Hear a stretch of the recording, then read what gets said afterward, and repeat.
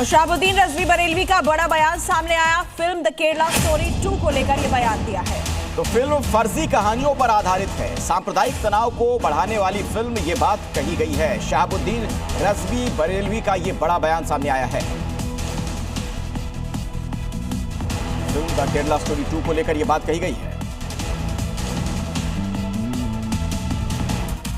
उधर यूपी में जीत की हैट्रिक के लिए वाराणसी में बीजेपी नेताओं की महापाठशाला लगाई गई, जिसमें यूपी ही नहीं बिहार उत्तराखंड से बीजेपी नेताओं के साथ मिलकर जीत का मास्टर प्लान तैयार किया गया। खास बात यह है कि इस पाठशाला में किसी को मोबाइल ले जाने की इजाजत नहीं थी। बीजेपी के इस महापाठशाला में नोटबुक और पेन के साथ ही नेताओं को अंदर जाने की इजाजत दी गई। काशी के सारनाथ में बीजेपी की इस पाठशाला में शीर्ष नेतृत्व में यूपी, उत्तराखंड और बिहार के 210 पदाधिकारियों से संवाद कर मास्टर प्लान तैयार किया गया। इस कार्यशाला में यूपी में जीत की हैट्रिक के लिए विजयी मंत्र दिया गया। सिर्फ पेन और डायरी लेकर ही अंदर जाने दिया गया। काशी की धरती से यूपी में जीत की हैट्रिक के लिए बीजेपी संगठनात्मक मजबूती और चुनावी गणित का खाका तैयार कर रही है।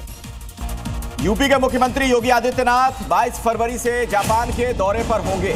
सीएम योगी जापान में वहां की हाई स्पीड ट्रेन मैगवेल ट्रेन में सफर करेंगे। 600 किलोमीटर रफ्तार वाली इस मैगलेव ट्रेन में सीएम योगी 100 किलोमीटर की परीक्षण यात्रा करेंगे। तो जापान में मैगलेव ट्रेन में करने वाले हैं सफर। सीएम योगी 22 फरवरी से जापान के दौरे पर रहने वाले हैं। आपको बता दें कि 600 किलोमीटर रफ्तार वाली मैगलेव ट्रेन भविष्य की रेल तकनीक से रूबरू होने वाले हैं योगी।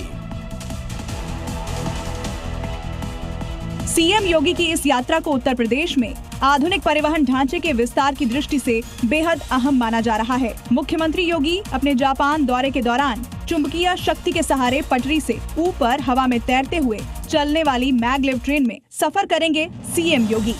इस हाई स्पीड ट्रेन में 100 किलोमीटर की परीक्षण यात्रा करेंगे, जिसमें 50 किलोमीटर जाना और 50 किलोमीटर की वापसी होगी। अपने दौरे के दौरान सीएम योगी वहां कई बैठकों और कार्यक्रमों में हिस्सा लेंगे। उत्तर प्रदेश के मुख्यमंत्री योगी आदित्यनाथ जापान और सिंगापुर के दौरे पर जाने वाले हैं। ऐसे में सीएम योगी के पहनावे को लेकर चर्चा तेज हो गई है। जानकारी के मुताबिक सीएम योगी सिंगापुर और जापान के दौरे के दौरान भगवा वस्त्र ही धारण करेंगे।